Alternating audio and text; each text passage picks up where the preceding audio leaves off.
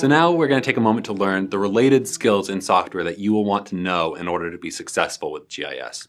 We're going to really quickly just breeze through some additional software that you should have on your computer and cover a few related skills that you'll want to have and a few pointers of where to go learn them if you don't have them already. So first off, the better you are with computers in general, the faster you're going to be with GIS and you'll have less frustration. It's a fact. You need to be comfortable with computers in order to be good with GIS. So first, the biggest barrier I see to new students with GIS isn't related to GIS at all. It's related to their understanding of computers. The more work you can do to understand computers and how they work, the better you'll be with GIS. I don't think learning GIS is out of reach for people who struggle working with computers or with Windows in particular, but know that you have some additional learning to do that won't be covered in this course. If you're a Mac or Linux user coming to Windows to use ArcGIS, take the time to get to know Windows, how to launch any program, not just the ones pinned to the taskbar, how to find files and hidden files, where your data is stored by default, how to change your settings, and how to add and remove programs.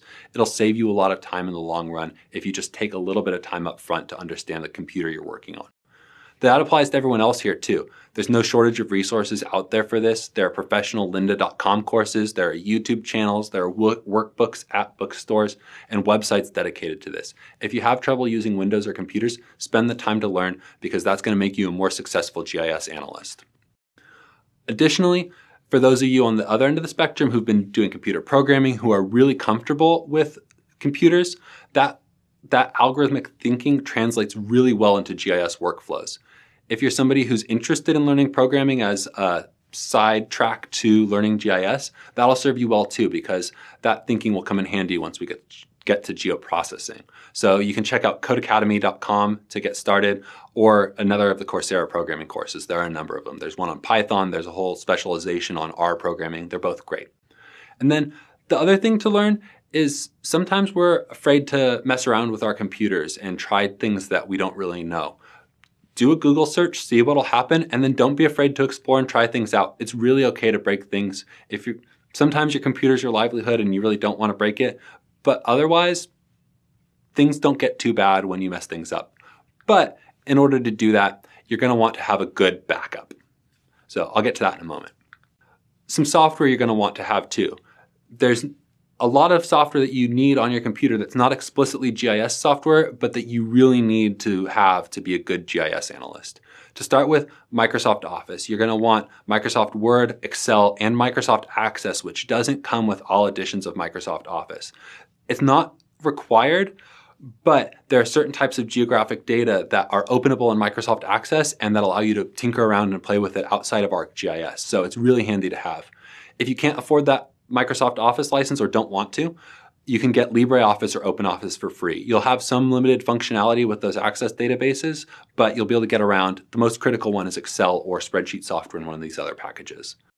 Another item, Google Earth. Lots of us have it by default, but it's really handy. It allows you to look up information by name around the world, and it'll enable you to supplement your ArcGIS skills in a handy, informative fashion.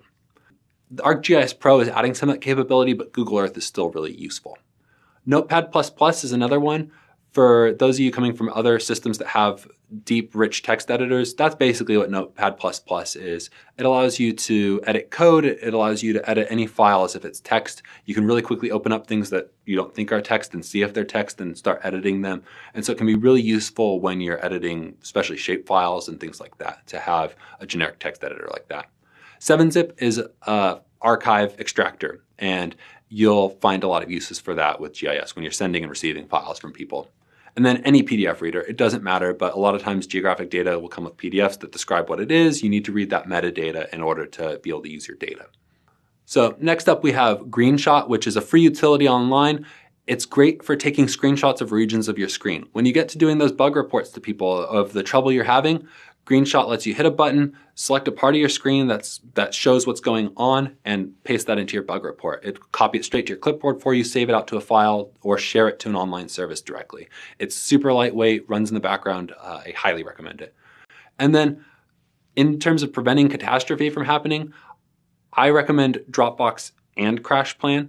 or another backup service. So Dropbox is great because if you work out of it, it's automatically synchronizing your data and versioning it for you. Sometimes it can create a few issues, but mostly I haven't had any problems with it. The other thing is you can right-click on any file in Dropbox and get a link to share it to people. So if you're having trouble with some data or you want to just send it to somebody, you can really quickly do that because it's already stored in the cloud in addition to your computer. Further, I highly, highly recommend getting a good backup. CrashPlan is my favorite. I've tried a number of the other ones. I've used Carbonite and Mosey in the past, and I really love CrashPlan because it versions your data. It's always monitoring what's going on, and not just in the case of a deletion, but also in the case of a corrupted file, my backup doesn't get overwritten. I can go back in time, just like Apple's Time Machine with CrashPlan, and I can retrieve any version of this file forever potentially, but you can configure it to less if you're concerned about that. And then I can just go back to when I had a good copy of it. I consistently see geographic data getting corrupted. I get a question about once a month by people who have a whole geodatabase. That's not just one data layer. That's all of their data for a project that they can't open anymore. A good backup prevents catastrophe. It's been well worth the money I've spent on it, and I recommend it. So finally, spend the time to feel comfortable on a Windows computer if you're not already. That time invested up front is going to make it faster to learn GIS, and you'll have a lot more fun doing it. Also, know that making mistakes is okay. It's how we all learn. I've made so many mistakes as a GIS analyst, as a programmer, as a computer specialist, and most of them were completely inconsequential, and it was okay, and I learned a lot from them. And then make sure to go back and install some of those free utilities or equivalents on your computer so that you have them. Those are generic to all GIS workflows. There are tons of others you can install based upon your needs, but those are going to be useful in almost all situations. And then make sure you have a good backup because by the time you need it, it's too late to get one.